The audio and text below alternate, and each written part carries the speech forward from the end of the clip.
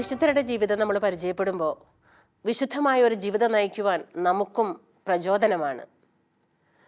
ഇന്ന് നമ്മൾ പരിചയപ്പെടുന്നത് സ്വീഡനിലെ വിശുദ്ധ ബ്രിജിറ്റ്.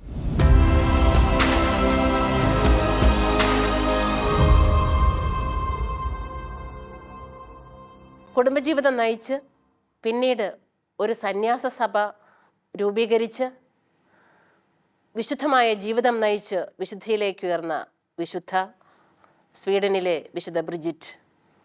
വിശുദ്ധയുടെ ജീവിതത്തിലേക്ക് നമുക്കിപ്പോൾ കടന്നു ചെല്ലാം.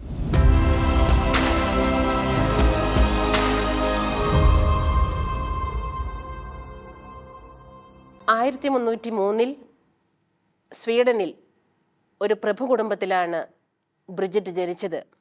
അപ്പൻ ബിർഗർ, അമ്മ ഇൻഗോബർഗ്. നല്ല ഭക്തരായ മാതാപിതാക്കൾ. ഈ അമ്മ ബ്രിജിറ്റിനെ ഗർഭം ധരിച്ചിരിക്കുമ്പോൾ ഒരു കപ്പൽ അപകടത്തിൽപ്പെട്ടു. എങ്കിലും അത്ഭുതകരമായിട്ട് ഈ അപകടത്തിൽ നിന്ന് രക്ഷപ്പെട്ടു. കുഞ്ഞ് ജനിച്ചു. പക്ഷേ 3 വയസ്സുവരെ കുഞ്ഞ് സംസാരിക്കില്ലായിരുന്നു. വീട്ടുകാർക്ക് ഭയങ്കര വിഷമമായി. ദൈവത്തെ ആശ്രയിക്കുന്ന, ദൈവത്തോട് പ്രാർത്ഥിക്കുന്ന കുടുംബമായതുകൊണ്ട് അവർ ഉള്ളുരുകി പ്രാർത്ഥിച്ചു, ഞങ്ങളുടെ കുഞ്ഞിന് സംസാരശേഷി തരണമേ, അല്ലെങ്കിൽ ഭാവിയിൽ ഈ പ്രഭു കുടുംബത്തിലെ മകൾ ഏതെങ്കിലും ഒരു പൊസിഷനിൽ എത്തുമ്പോൾ അവൾക്ക് സംസാരശേഷി ഇല്ലെങ്കിൽ ദൈവമേ എന്തൊരു ദുഃഖകരമാണ്. ദൈവം ഈ പ്രാർത്ഥന കേട്ടു. ഒരു ദിവസം കുടുംബം ഒന്നിച്ച് ദൈവത്തെ സ്തുതിച്ചുകൊണ്ടിരിക്കുമ്പോൾ ഈ മകൾ അത് ശ്രദ്ധിച്ചുകൊണ്ടേയിരുന്നു. പെട്ടെന്ന് മകളുടെ നാവിലേക്ക് ദൈവസ്തുതി ഉയർന്നു. അങ്ങനെ സംസാരശേഷി കിട്ടി. കുട്ടി ഭക്തയായി നല്ല മകളായി കുടുംബത്തിൽ വളർന്നു വരികയാണ്. ഈ മകളെക്കുറിച്ച് മറ്റൊരു സംഭവമുണ്ട്. ഈ മകളുടെ ജന്മദിനത്തിൽ വികാരിയച്ഛന് ഒരു ദർശനം. ഒരു കന്യക ഒരു ചുരുൾ നിവർത്തി. അതിലിപ്രകാരം ആ കന്യക അച്ഛനോട് പറയുകയാണ്, ഇന്ന് ബിർഗർ എന്ന പ്രഭുവിന് ജനിക്കുന്ന കുഞ്ഞ് ലോകത്തോട് മുഴുവൻ സംസാരിക്കുന്ന ഒരു കുഞ്ഞായിട്ട് തീരാനുള്ളവളാണ്. അതെ, അതായിരുന്നു ബ്രിജിറ്റിൻ്റെ ജന്മദിനം. ബ്രിജിറ്റിന് 7 വയസ്സുള്ളപ്പോൾ അവൾ ഒരു ദിവസം രാത്രി വീട്ടിൽ കിടന്നുറങ്ങുമ്പോൾ ഒരൾത്താരയിൽ നിന്ന് മാതാവ് ഒരു കിരീടവുമായിട്ട് ഇറങ്ങി വന്നു. ബ്രിജിറ്റിൻ്റെ നേരെ മാതാവ് ഈ കിരീടം നീട്ടിക്കൊണ്ട് ചോദിച്ചു, കുഞ്ഞെ, ഈ കിരീടം നിനക്ക് വേണോ? അവൾ സന്തോഷത്തോടെ ഇരുകൈയും നീട്ടി മുന്നോട്ട് ചെന്നു. മാതാവ് ആ കിരീടം അവളുടെ തലയിൽ വച്ചുകൊടുത്തു. അന്നു മുതൽ മാതാവിനോട് ഭയങ്കര സ്നേഹമാണ്. എന്നും മാതാവിനോട് പ്രാർത്ഥിക്കും, ജപമാല ചൊല്ലും. 10 വയസ്സുള്ളപ്പോൾ മറ്റൊരു സംഭവം ഉണ്ടായി. വികാരിയച്ഛൻ ഇടവകപ്പള്ളിയിൽ പീഡാനുഭവത്തെക്കുറിച്ച് പ്രസംഗിക്കുന്ന ദിനം. കുടുംബാംഗങ്ങൾ എല്ലാവരും ആ പ്രസംഗം കേൾക്കാനായിട്ട് പോയി. ഈശോ മനുഷ്യരക്ഷയ്ക്ക് വേണ്ടി സഹിച്ച പീഡകളെക്കുറിച്ച് അച്ഛൻ പറയുന്നത് വളരെ ശ്രദ്ധിച്ച് ബ്രിജിറ്റ് കേട്ടു. അന്ന് രാത്രി ഉറക്കത്തിൽ ഈശോയുടെ പീഡാനുഭവം അവൾക്ക് ദർശനമായി ലഭിച്ചു.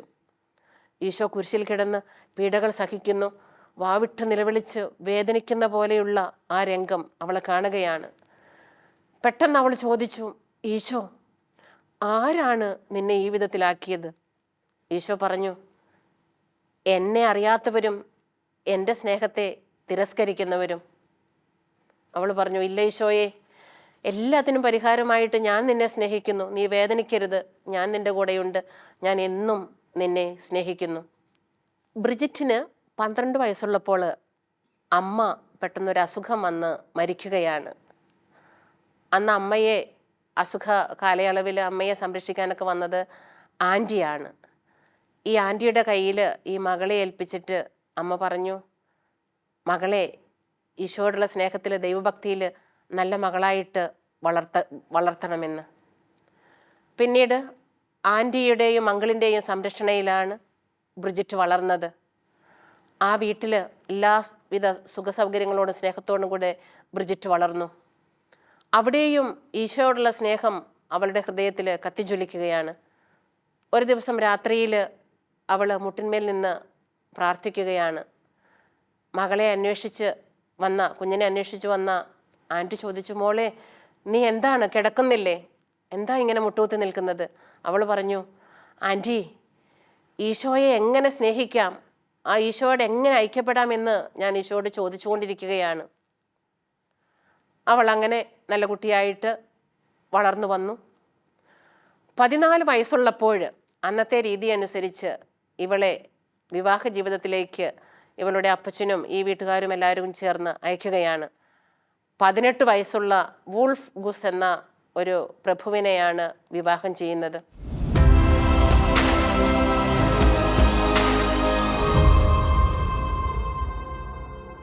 യഥാർത്ഥത്തിൽ ഇവൾക്ക് വിവാഹ ജീവിതത്തിലേക്കല്ല താല്പര്യമെങ്കിലും വീട്ടുകാരുടെ താല്പര്യത്തിന് വിധേയപ്പെട്ടുകൊണ്ട് അവൾ അതിന് സമ്മതിക്കുകയാണ്. കുടുംബജീവിതത്തിലേക്ക് പ്രവേശിച്ചത് മുതൽ ഭർത്താവിനെ വളരെയധികം സ്നേഹിച്ച് നല്ലൊരു കുടുംബിനിയായി അവർ വളരുകയാണ്. എല്ലാവർക്കും മാതൃക. ഇവർക്ക് 8 മക്കളുണ്ടായി.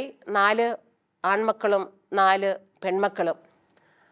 അതിലൊരു മകളായ കാതറിൻ പിന്നീട് സ്വീഡനിലെ വിശുദ്ധ കാതറിൻ എന്നറിയപ്പെടുന്ന ഒരു വിശുദ്ധയായിട്ട് തീരുകയുണ്ടായി.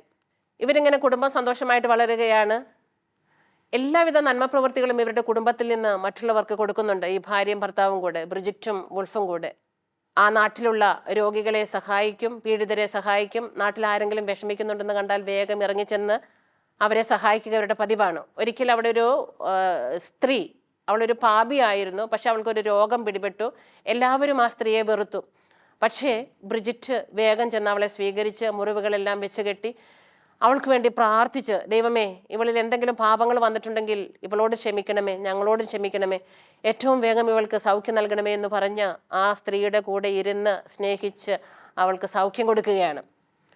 ഇങ്ങനെ നന്മ പ്രവൃത്തി ചെയ്താലും നാട്ടുകാർ ചിലപ്പോൾ തിന്മ പറയും. ഇത്ര പൊട്ട സ്ത്രീയെ എന്തിനാണ് നിങ്ങൾ സഹായിക്കുന്നത്, നീയും അത്ര നല്ലതായിരിക്കില്ല എന്നും പറഞ്ഞ് തെറ്റിദ്ധരിക്കാനും തുടങ്ങി. അതൊന്നും ബ്രിജിറ്റ് കാര്യമാക്കിയില്ല. എല്ലാം സന്തോഷത്തോടു കൂടി സ്വീകരിച്ചുകൊണ്ട് പരമാവധി നന്മ ആർക്കെല്ലാമാണ് ആവശ്യം അവർക്കെല്ലാം ചെയ്തുകൊണ്ടേ മുന്നോട്ട് പോയി. അങ്ങനെ മുന്നോട്ട് പോകുമ്പോൾ രാജ്യത്ത് സ്വീഡനിൽ തന്നെ കൊട്ടാരത്തിലേക്ക് ബ്രിജിറ്റിനൊരു ക്ഷണം. ബ്രിജിറ്റിനോട് പറഞ്ഞു, ഒരു സഹായം ചെയ്യണം. കൊട്ടാരത്തിൽ ഇപ്പോൾ സ്വീഡനിലെ രാജാവ് മാഞ്ഞൂസാണ്. പക്ഷെ ഇപ്പോൾ രാജാവ് വിവാഹം ചെയ്തിരിക്കുന്നത് ഫ്രാൻസിലെ ഒരു സ്ത്രീയെയാണ് രാജ്ഞിയായിട്ട് വന്നിരിക്കുന്നത്. ഫ്രാൻസിൽ നിന്ന് വന്നിരിക്കുന്ന ബ്ലാഞ്ചസ്. അവൾക്കധികം ദൈവഭക്തിയില്ല, അതുപോലെ അത്ര ഭാഷകൾ അറിയില്ല. അതുകൊണ്ടൊരു കാര്യം ചെയ്യണം, ബ്രിജിറ്റ് കൊട്ടാരത്തിൽ താമസിച്ച് കുറച്ച് നാൾ ഇവർക്കൊരു പരിശീലനം കൊടുക്കണം. ബ്രിജിറ്റ് നല്ല സ്ത്രീ ആയതുകൊണ്ട് എങ്ങനെ രാജ്യത്തെ ഭരിക്കണം, ഒരു ദൈവികമായിട്ടുള്ള ധാർമ്മിക മൂല്യങ്ങളും കൂടി കൊടുക്കണമെന്ന് പറഞ്ഞിട്ട് ബ്രിജിറ്റിനെ അവർ ഏർപ്പെടുത്തുകയാണ്. ഈ ബ്രിജിറ്റും ഈ കുടുംബങ്ങളൊക്കെ തമ്മിൽ ഒരുവിധം ബന്ധവും കൂടിയുണ്ട്. അതുകൊണ്ട് ഇവരൊക്കെ ഇങ്ങനെ ഒരാവശ്യം വരുമ്പോൾ വിളിക്കും കൂടി ചെയ്യുന്നു. എന്തായാലും ഇത് ദൈവം നിയോഗിച്ചതല്ലേ, ദൈവമായിരിക്കാം ഇതിൻ്റെ അടിയിലെന്ന് മനസ്സിൽ വിചാരിച്ചുകൊണ്ട് അതിനെ സമ്മതിച്ചു. അങ്ങനെ 4 വർഷം കൊട്ടാരത്തിൽ താമസിച്ച് രാജാവിനെയും രാജ്ഞിയും. അന്നും ദർശനങ്ങൾ ബ്രിജിറ്റിന് ലഭിക്കുക പതിവായിരുന്നു. ഈശോ പറഞ്ഞതനുസരിച്ച് ഒരു 10 നിയമങ്ങൾ, കൽപ്പനകൾ കൊടുക്കുകയാണ്.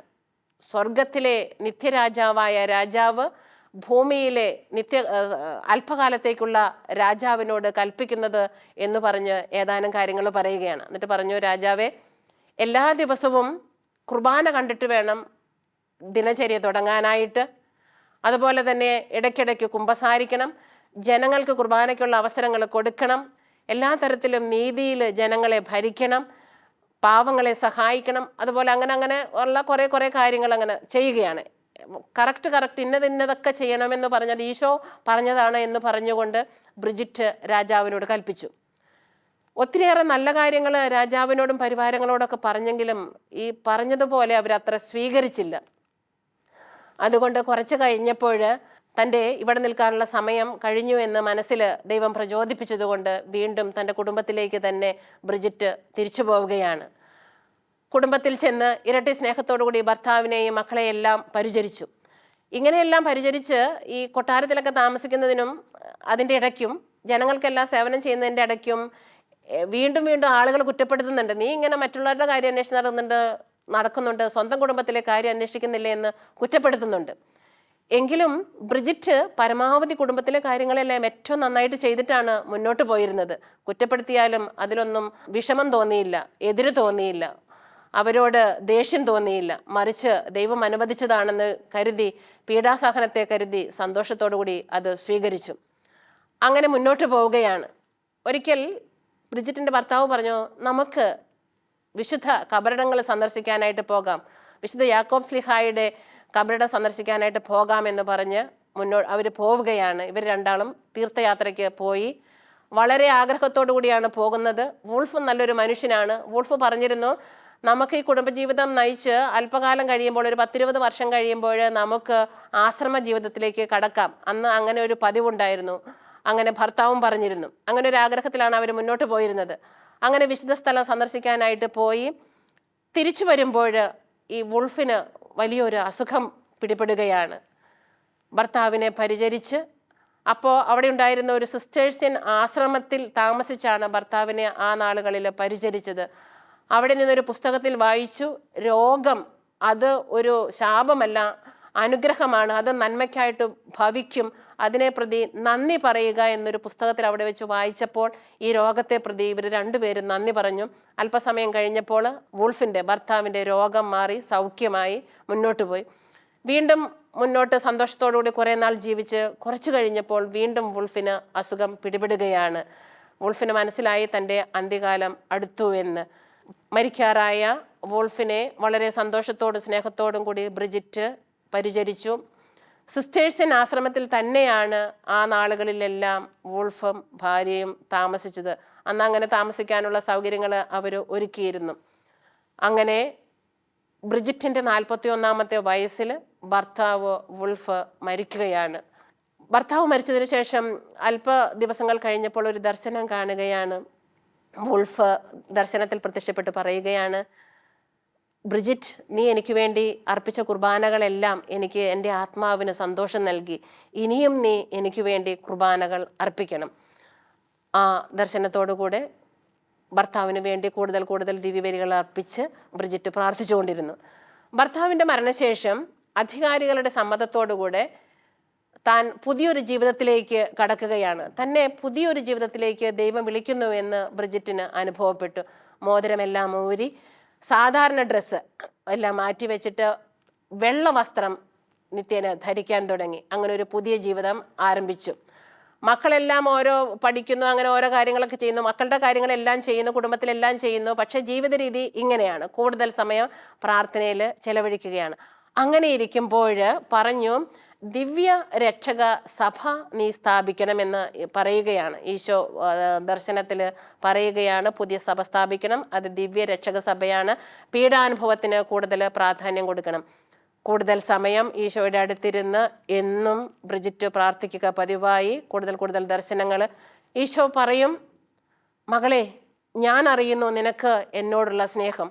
അതുപോലെ തന്നെ മാതാവ് ഇടയ്ക്ക് പ്രത്യക്ഷപ്പെട്ട് പറയും, ഇത് എൻ്റെ പുത്രൻ്റെ വധുവാണ്. എൻ്റെ മകൻ്റെ വേദനകളെ ഏറ്റവും ഹൃദയത്തിൽ ആർജിച്ചെടുക്കുകയും മകനോട് ഏറ്റവും സ്നേഹം കാണിക്കുകയും ചെയ്യുന്ന പുത്രൻ്റെ പ്രിയപ്പെട്ട വധുവാണ് ബ്രിജിറ്റ് എന്ന് മാതാവ് ബ്രിജിറ്റിനെ നോക്കി പറയുകയാണ്. മാതാവ് പറഞ്ഞു, നീ ഭയപ്പെടേണ്ട, ഞാൻ നിന്നോടുകൂടെ എപ്പോഴും ഉണ്ട്. മുന്നോട്ട് പോകുമ്പോഴും ഏറെ പ്രതിബന്ധങ്ങൾ ആ ദിവസങ്ങളിലും എല്ലാം വന്നിരുന്നു. അപ്പോഴും മാതാവും കർത്താവും പറഞ്ഞു, നീ ഭയപ്പെടേണ്ട, ഞാൻ കൂടെയുണ്ട്. സകല തിന്മകളെയും തോൽപ്പിക്കുന്ന ദൈവിക ശക്തി നിൻ്റെ കൂടെ ഉള്ളത് കൊണ്ട് നീ ധൈര്യമായിട്ട് തന്നെ മുന്നോട്ട് പോകും. ഈ ദിവസങ്ങളിലെല്ലാം ഏറെ ബുക്കുകൾ എഴുതാനായിട്ട് ബ്രിജിറ്റിനെ ഈശോ പ്രചോദിപ്പിച്ചുകൊണ്ടിരുന്നു. ബ്രിജിറ്റിൻ്റെ ചരിത്രം വായിക്കുമ്പോൾ ഒത്തിരിയേറെ പുസ്തകങ്ങൾ, ബുക്കുകൾ, പ്രാർത്ഥനകൾ എഴുതിയതായിട്ട് നാം കാണുന്നുണ്ട്. 15 തരം ഒരു സെറ്റ് പ്രാർത്ഥന, അതുപോലെ തന്നെ ദിവസം 3 നേരം പ്രാർത്ഥിക്കുന്ന വിധത്തിൽ 7 ദിവസത്തേക്കുള്ള പ്രാർത്ഥന, അങ്ങനെ 21 പ്രാർത്ഥന. അതുപോലെ തന്നെ ചോദ്യോത്തര രൂപത്തിലുള്ള ബൈബിളിലെ കാര്യങ്ങൾ, അതിലേകദേശം പറയണത് 18,000 വാക്കുകൾ വരുന്ന ഒരു സെറ്റ് എഴുത്തുകൾ, അതുപോലെ തന്നെ 28,000 വാക്കുകൾ വരുന്ന വേറൊരു സെറ്റ് എഴുത്തുകൾ. അങ്ങനെ ഇഷ്ടംപോലെ ഗ്രന്ഥങ്ങളും എഴുത്തുകളും എല്ലാമാണ് ഈ ബ്രിജിറ്റിൽ നിന്ന് വരുന്നത്. ഈശോ ഒക്കെ പ്രചോദിപ്പിക്കുകയാണ്. ബൈബിള് അന്നത്തെ കാലത്തൊന്നും അധികം ബൈബിളിൻ്റെ ഗ്രന്ഥങ്ങൾ ഉണ്ടായിരുന്നില്ല. എന്നാലും കിട്ടിയത് വെച്ചിട്ട് വെളിപാട് ഗ്രന്ഥങ്ങൾ ഇരുന്ന് വായിച്ചു. ബ്രിജിറ്റ് മാത്രമല്ല, ബ്രിജിറ്റിൻ്റെ ഒപ്പം കുറേ പണ്ഡിതരും കൂടെ ഉണ്ടായിരുന്നു. ബ്രിജിറ്റ് കുറേ പണ്ഡിതരെ പരിചയപ്പെട്ട് അവരോടൊപ്പം ഇരുന്ന് കൂടുതൽ പഠിച്ചു, വെളിപാട് പുസ്തകങ്ങൾ പഠിച്ചു, പല അച്ഛന്മാരോടൊക്കെ ചേർന്ന്, മെത്രാന്മാരോടൊക്കെ ചേർന്ന് കൂടുതൽ പഠിച്ചു, എഴുതി, ലാറ്റിൻ പഠിച്ചു. അങ്ങനെ സഭയെ നവീകരിക്കുന്ന ഒരു ഘട്ടത്തിലേക്ക് വരികയാണ്. ഈശോ അപ്പോഴും പ്രചോദിപ്പിച്ചു കൊണ്ടിരുന്നു, ബ്രിജിറ്റ്, നീ ഒരു കാര്യം ചെയ്യണം, ഇപ്പോൾ സഭയിൽ നിലനിൽക്കുന്ന പ്രശ്നങ്ങൾക്ക് നീ ഒരു ഉത്തരം നൽകണം. കുറേ നാളുകളായിട്ട് അവിഞ്ഞോണിലാണ് മാർപ്പാപ്പ താമസിക്കുന്നത്. അതുകൊണ്ട് ബ്രിജിറ്റ്, നീ പോയി മാർപ്പാപ്പയോട് പറയണം, തിരിച്ച് റോമിലേക്ക് വരിക, സാധാരണ ജീവിതം നയിക്കുക, ഭയപ്പെടേണ്ട എന്ന്. അതുപോലെ തന്നെ ഫ്രാൻസും ഇംഗ്ലണ്ടും തമ്മിൽ കുറേ നാളുകൾ, 100 വർഷമായിട്ട് യുദ്ധം നടക്കുകയാണ്. മാർപ്പാപ്പയോട് പറയണം, ഈ യുദ്ധം അവസാനിപ്പിക്കാനായിട്ട് രാജാക്കന്മാരോട് പറയണമെന്നെല്ലാം പറഞ്ഞ് എല്ലാ നിർദ്ദേശങ്ങളും ദൈവം ബ്രിജിറ്റ് വഴി രാജ്യത്തിനും കൊട്ടാരത്തിനും സഭയ്ക്കുമെല്ലാം നൽകിക്കൊണ്ടിരുന്നു. കുറേയെല്ലാം അവർ സഹകരിച്ചു, പക്ഷെ കുറേയൊന്നും അവർ സഹകരിച്ചില്ല. എങ്കിലും അതൊന്നും ബ്രിജിറ്റിനെ ബാധിച്ചില്ല. ദൈവം എന്തെല്ലാം പറഞ്ഞു അതെല്ലാം ചെയ്ത് മുന്നോട്ട് പോയി. പിന്നീട് ആ കാലഘട്ടത്തിൽ പിന്നീട് അങ്ങോട്ട് മുഴുവൻ ഈ ബ്രിജിറ്റിൻ്റെ കൂടെയുള്ള പണ്ഡിതരും എല്ലാം ചെയ്തിരുന്നത് വിശുദ്ധ സ്ഥലങ്ങളെല്ലാം കൂടുതൽ സന്ദർശിക്കുക. പലസ്തീന സന്ദർശിച്ചു, ഈശോയുടെ പീഡാനുഭവ രംഗങ്ങളെ കൂടുതൽ ധ്യാനിച്ചു. റോമിലേക്ക് പോയി. അന്ന് റോമിലെ ജൂബിലിയുടെ നാളുകളായിരുന്നു. ആ ജൂബിലി നാളുകളിൽ അവിടെ തങ്ങി 1 വർഷം താമസിച്ചു. ആ നാളുകളിൽ ബ്രിജിറ്റിനോടൊപ്പം മകൾ കാതറിനും വന്നു. കാതറിൻ എന്ന് പറയുന്നത് നമ്മൾ പറഞ്ഞു, പിന്നീട് സ്വീഡനിലെ വിശുദ്ധ കാതറിൻ എന്നറിയപ്പെട്ട കാതറിൻ. ഈ മകളും വിവാഹിതയായിരുന്നു. പക്ഷെ ആ മകള് വിവാഹം കഴിച്ചിരുന്നത് സുഖമില്ലാത്ത ഒരു പുരുഷനെയാണ്. അങ്ങനെയാണ് ഒരു ഏർപ്പാടാക്കിയിരുന്നത്. അതും ദൈവഹിതമായി കണ്ടു. ആ ഭർത്താവിനെ സ്നേഹിച്ച് പരിചരിച്ചു. പിന്നീട് ആ ഭർത്താവ് മരിക്കുകയാണ്. എങ്കിലും ഇവർ രണ്ടുപേരും ഒരുമിച്ച് ചേർന്നാണ് സഭയും ദൈവവും പറയുന്ന എല്ലാ കാര്യങ്ങളും ചെയ്തിരുന്നത്. അമ്മയ്ക്ക് കിട്ടിയിരുന്ന ദർശനത്തിൻ്റെ നാളുകളിലെല്ലാം എഴുതാനായിട്ട് സഹായിച്ചിരുന്നത് ഈ മകൾ കാതറിനാണ്. അമ്മ പറയുന്നതെല്ലാം അതേപോലെ കാതറിൻ എഴുതിയെടുത്തു. അങ്ങനെ വിശുദ്ധ സ്ഥലങ്ങൾ സന്ദർശിച്ച് മുന്നോട്ട് പോവുകയാണ്. ദൈവം പറയുന്നതെല്ലാം ചെയ്തു. പീഡാനുഭവത്തിൻ്റെ രംഗങ്ങളാണ് കൂടുതൽ കൊടുത്തത്. ഈശോ എന്നും പറയും, പീഡാനുഭവത്തെ സ്നേഹിക്കുന്ന എൻ്റെ സഖി, നിന്നെ ഞാൻ സ്നേഹിക്കുന്നു എന്ന് കുരിശിൽ നിന്ന് എപ്പോഴും അവൾക്ക് ഉത്തരം ലഭിക്കുന്നതാണ്. അവളുടെ ഏക സന്തോഷം ഈശോ എന്താഗ്രഹിക്കുന്നുവോ, നിത്യജീവിതത്തിലേക്ക് എങ്ങനെ പോകാനായിട്ട് സാധിക്കുന്നുവോ ആ നിത്യജീവിതത്തെ ലക്ഷ്യമാക്കി നന്നായിട്ട് ജീവിക്കുക എന്നത് മാത്രമായിരുന്നു. അങ്ങനെ മുന്നോട്ട് പോകുന്നതിൻ്റെ ഇടയിൽ അപ്പോഴേക്കും 68 വയസ്സായി. അപ്പോൾ 26ഓളം കൊല്ലങ്ങളിൽ യാത്രകൾ തന്നെയായിരുന്നു, പഠനങ്ങൾ തന്നെയായിരുന്നു. സഭയ്ക്കും കൊട്ടാരത്തിനും രാജ്യത്തിനും എല്ലാം വേണ്ടി ജനത്തിൻ്റെ നന്മയ്ക്കും വേണ്ടി പ്രവർത്തിക്കുന്ന പ്രവർത്തനങ്ങളാണ് കാഴ്ചവെച്ചിരുന്നത്. അങ്ങനെ മുന്നോട്ട് പോയി. 70ാമത്തെ വയസ്സിൽ അവൾക്കൊരു അസുഖം വരികയാണ്. റോം സന്ദർശിക്കുന്നതിൻ്റെ ഇടയിൽ അവൾ വീണ്ടും തിരിച്ച് സ്വന്തം രാജ്യത്തേക്ക് വന്നു. ആ നാളുകളിൽ അവളെ നോക്കിയത് മൂത്ത മകളാണ്. മറ്റേ മകള് ഈശോ ബ്രിജിറ്റിനോട് പറഞ്ഞ സന്യാസ സഭയുടെ സ്ഥാപനത്തിനും അതിൻ്റെ അംഗീകാരത്തിനും വേണ്ടിയുള്ള കാര്യങ്ങൾക്ക് വേണ്ടി കാതറിൻ നടക്കുകയാണ്. ആ നാളുകളിൽ അമ്മയെ പരിചരിച്ചത് മൂത്ത മകളാണ്. അമ്മയുടെ അടുത്ത് അമ്മയും മൂത്ത മകളും വളരെ സന്തോഷപൂർവ്വം താമസിച്ചു. ബ്രിജിറ്റിൻ്റെ പ്രത്യേകത 25 കൊല്ലത്തോളം ഡെയിലി കുമ്പസാരിച്ചിരുന്ന വ്യക്തിയായിരുന്നു. ഒരിക്കൽ അതിനുള്ളൊരു കാരണം വെച്ചാൽ, ഒരിക്കൽ ഒരു വ്യക്തി പറഞ്ഞു, നീ ഒരു പാപിയാണല്ലോ എന്ന് പറഞ്ഞു, നന്മ ചെയ്തിട്ടും. അപ്പോൾ ബ്രിജിറ്റ് പറഞ്ഞു, ഞാൻ പാപിയാണ്, പക്ഷെ ഞാൻ ഈശോയുടെ അടുത്ത് കുമ്പസാരിക്കുന്നു. അന്ന് മുതൽ ബ്രിജിറ്റ് തീരുമാനിച്ചതാണ്, ഡെയിലി ഞാൻ കുമ്പസാരിക്കും. 25 വർഷവും ഡെയിലി ബ്രിജിറ്റ് കുമ്പസാരിച്ചിരുന്നു. മരണത്തിനും കുമ്പസാരിച്ച് പ്രാർത്ഥിച്ച് നന്നായിട്ട് ഒരുങ്ങി അവൾ മരണത്തിന് ഒരുങ്ങുകയാണ്.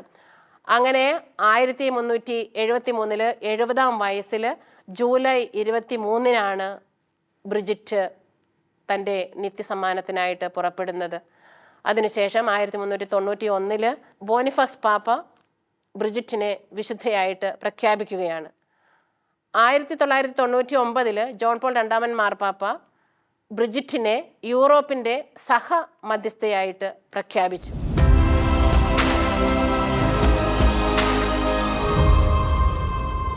നമ്മൾ വിശുദ്ധ ബ്രിജിറ്റിനെ കുറിച്ചാണ് ഇപ്പോൾ കേട്ടുകൊണ്ടിരിക്കുന്നത്. സ്വീഡനിലെ വിശുദ്ധ ബ്രിജിറ്റ് ഏറെ സൗകര്യങ്ങളും സന്തോഷങ്ങളും ഉണ്ടായിട്ടും ദൈവം തൻ്റെ കുടുംബത്തിൽ നിന്ന്, തൻ്റെ ജീവിതത്തിൽ നിന്ന് എന്താഗ്രഹിക്കുന്നുവോ അത് തന്നിലൂടെ നിവൃത്തിയാക്കുക, ഈ ലോക ജീവിതത്തെക്കാൾ നിത്യമായ ജീവിതത്തിന് പ്രാധാന്യം കൊടുത്തുകൊണ്ട് തൻ്റെ ജീവിതത്തെ ക്രമീകരിക്കുക, അതായിരുന്നു ബ്രിജിറ്റിൻ്റെ പ്രത്യേകത.